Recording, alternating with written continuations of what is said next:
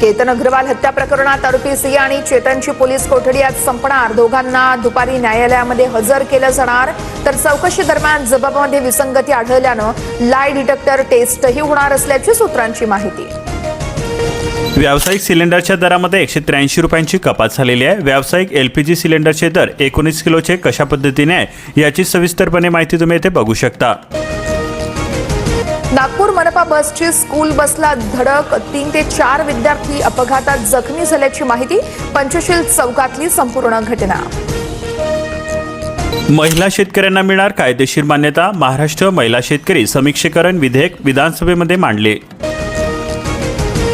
जळगावच्या सराफ बाजारामध्ये सोनं 3,500 तर चांदी 5,000 महागली। सोन्याचे दर जीएसटीसह 1,50,895 रुपयांवर, तर चांदीची किंमत प्रति तोळा 2,45,140 रुपयांवर। राम मंदिराच्या दानपेटीतील चोरीचा पैसा पक्ष फोडाफोडीसाठी वापरला जातोय। भाजप ऑपरेशन राम मंदिर राबवतंय का? उद्धव ठाकरेंचा आरोप।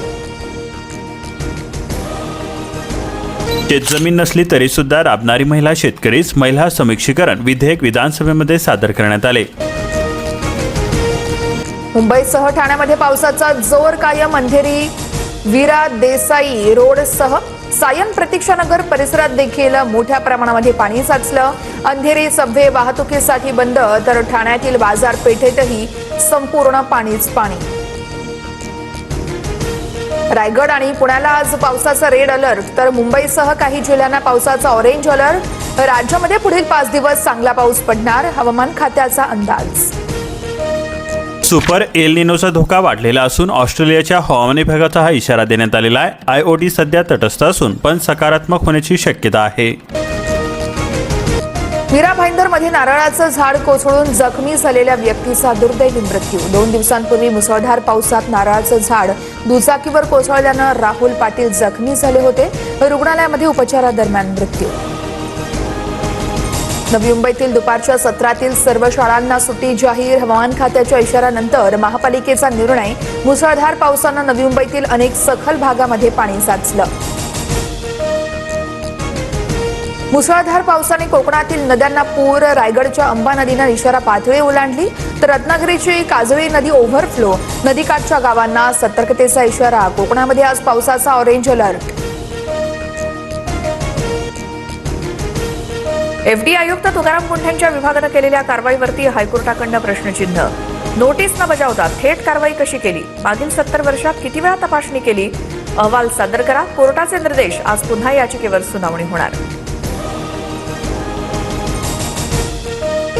होर्मुझमध्ये अडकले जहाज इराणने निश्चित केलेल्या मार्गावरून न गेल्याने हा फटका बसलेला आहे। 3 वर्षानंतर यंदा सुद्धा जून हा कोरडा ठाक गेलेला आहे। केवळ 59 मिलीमीटर पाऊस झालेला असून आजवरती जून महिन्यातील तूट हे जुलै ऑगस्टमध्ये भरून निघण्याचा इतिहास आहे। अमेरिका इस्रायलच्या हल्ल्यामध्ये मारले गेलेले इराणचे सर्वोच्च नेते अयातुल्ला खामेनी यांच्या अंत्यविधीला सुरुवात। शनिवारी दफनविधी। पुत्र मोज्तबा खामेनी सुरक्षेच्या कारणास्तव अंत्यविधीला उपस्थित राहणार नसल्याची सूत्रांची माहिती। कोल्हापुरातील धरण क्षेत्रामध्ये जोरदार पाऊस। जिल्ह्यातील 3 बंधारे पाण्याखाली। पंचगंगा नदीच्या पाणी पातळीतही वाढ। विदर्भात जूनमध्ये पावसाची 42% तूट दिसून आली। 30 जूनअखेर केवळ 102.4 मिलीमीटर पाऊस झालेला आहे।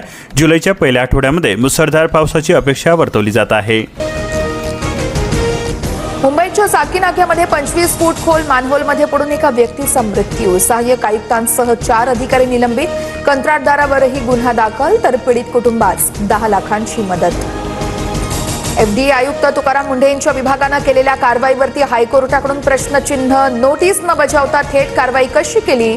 मागील 70 वर्षात किती वेळा तपासणी केली? अहवाल सादर करा। कोर्टाचे निर्देश। आज पुन्हा याचिकेवर सुनावणी होणार।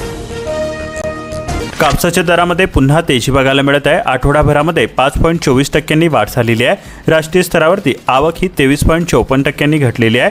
खुल्या बाजारामध्ये विक्री होत आहे। उत्तरेमध्ये पावसाचे थैमान। 4 राज्यांमध्ये ऑरेंज अलर्ट जारी करण्यात आलेला आहे। दरडी कोसळल्या, रस्ते पाण्याखाली गेले। वारीच्या उंबरठ्यावरती इंद्रायणी नदीमध्ये रसायनमुक्त सांडपाण्याचा मारा। इंद्रायणी पुन्हा फेसाळली। वारकऱ्यांच्या आरोग्याला गंभीर धोका। बुलढाणा जिल्ह्यामध्ये यंदा जुलैमध्ये पाऊस कमी बरसणार, 6% तुटीची शक्यता वर्तवली जाते. गतवर्षी सुद्धा झाला होता 91% पाऊस. पिकांच्या वाढीच्या काळामध्ये पडू शकतो ताण. चिखलीमध्ये 29,000 हेक्टरवरती पेरणी करण्यात आलेली आहे. चिखली तालुक्यामध्ये पेरणीची गती आता संत दिसून येत आहे. एसटी बसच्या दुरवस्थेचा एक धक्कादायक प्रकार समोर. जळगाव शहादा बसमध्ये पावसाच्या पाण्याचं प्रचंड गळती. चक्क बसच्या आतमध्येच छत्र्या उघडून या सगळ्या प्रवाशांचा प्रवास. प्रशासनाच्या कारभारावरती तीव्र नाराजी व्यक्त. आता दांडी मारावी लागणार नाही, शाळेतच प्रमाणपत्र दाखले मिळणार. आपले सरकार सेवा केंद्र आता शाळेमध्ये पोहोचणार. शिबिरांमुळे पालकांचा वेळ तसेच पैसा वाचणार. मुसळधार पावसानंतरही मुंबई पुण्यात पाणी टंचाईची चिंता कायम. पुण्यामध्ये 4 दिवसांचा पाणीसाठा शिल्लक. खडकवासला धरणामध्ये 3.97% टीएमसी पाणी, तर मुंबईतील 7ही धरणांमध्ये 8.12% पाणी उपलब्ध. पगार मिळतो 25,000, मग कसा मिळेल कर्जमाफीचा लाभ? अटी निकषांचे करणार पालन. पुण्यश्लोक अहिल्यादेवी होळकर कर्जमुक्ती योजना. जुलै महिना उजाडलेला असून नाशिक जिल्ह्यामध्ये अवघी 6% पेरणी पूर्ण झालेली आहे. मालेगाव तालुक्यामध्ये 3.68%, तर देवळा बाळगलांमध्ये 10%च्या आत पेरणी पूर्ण झालेली आहे. मुंबई अहमदाबाद मार्गावरील खड्ड्यांमुळे 14 ते 16 वाहनं यावेळेस पंक्चर झाल्याचं समोर. संबंधित वाहनं एकमेकांवर आदळल्याची ही माहिती. महामार्गाच्या दुरवस्थेमुळे नागरिकांना प्रचंड मनस्ताप.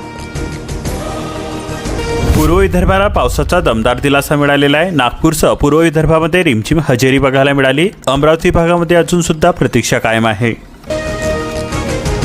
मुंबई गोवा महामार्गावरती पाणी साचलं. नागोठणे जवळ रस्ता जलमय. पाण्यातून वाट काढताना वाहन चालकांची तारांबळ. कोकण घाटमाथ्यांसह मध्य महाराष्ट्राला मुसळधारेचा इशारा देण्यात आलेला आहे. पालघरसह पुण्याला आज रेड अलर्ट जारी करण्यात आलेला आहे.